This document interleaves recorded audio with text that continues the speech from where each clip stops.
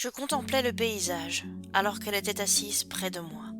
Ses yeux, autrefois pétillants et pleins de vie, étaient maintenant ternes et presque morts.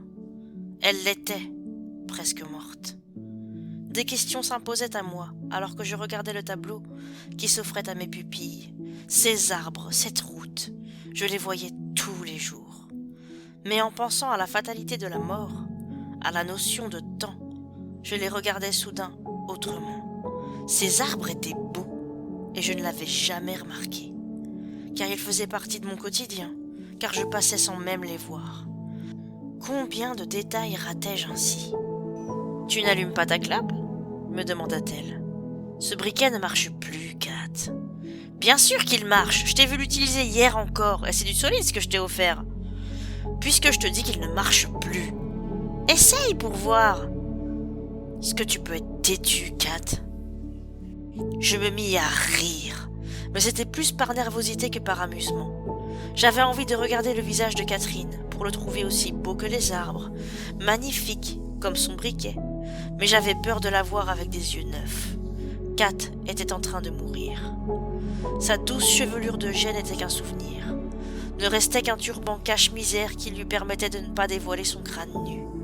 De grosses poches s'étaient formées sous ses yeux qui lui étaient carrément sortis de la tête à un moment avec la chimio.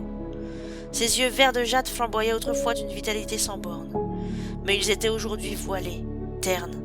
Quant à ses lèvres douces et charnues, elles étaient sèches. C'était une femme extraordinaire, de fort caractère et têtue. Son pire défaut, cependant, son je m'en foutisme. Kat se foutait de tout le temps. Elle voulait faire quelque chose, elle le faisait. Elle voulait dire quelque chose, elle le disait.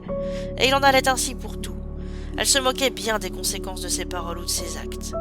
Catherine se fichait bien de sa santé quand elle fumait plusieurs paquets par jour. Oui, elle s'en fichait. Mais aujourd'hui, Kat avait un cancer et elle allait mourir de s'en foutre. Elle avait bien vécu. Mais cette idée me consolait un peu parfois.